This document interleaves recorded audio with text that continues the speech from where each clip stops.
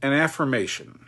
In 1998, I walked into the Grolier Poetry Bookstore in Harvard Yard in search of one more book on how to write poetry. An intense discussion was taking place between the proprietor and a customer.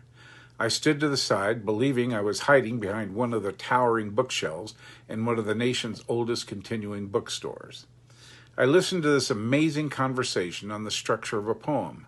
Soon I heard the name Seamus and peeked around the shelf and realized that the Seamus in question was none other than Seamus Heaney, Irish poet and recipient of the Nobel Prize in Literature.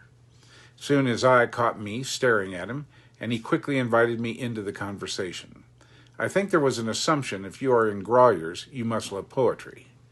The discussion focused on when or how you know when a poem is finished, or does editing ever finish? Soon, Heaney asked me if I was a poet.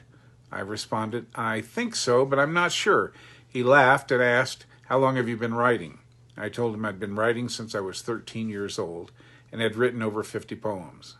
In a moment of transparency, I said, they are corny, horrible attempts at rhyme, and basically, I think they suck.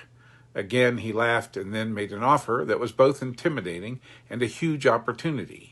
He handed me his card and said, send me one of your poems. After about a week of trying to find one of my best poems, I finally found the courage to send him an example of my writing. 3 weeks later, an envelope arrived at my home with a Harvard return address.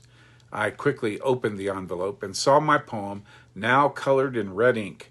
He offered suggestions, criticism, praise, and at the very end he wrote, by the way, you are a poet.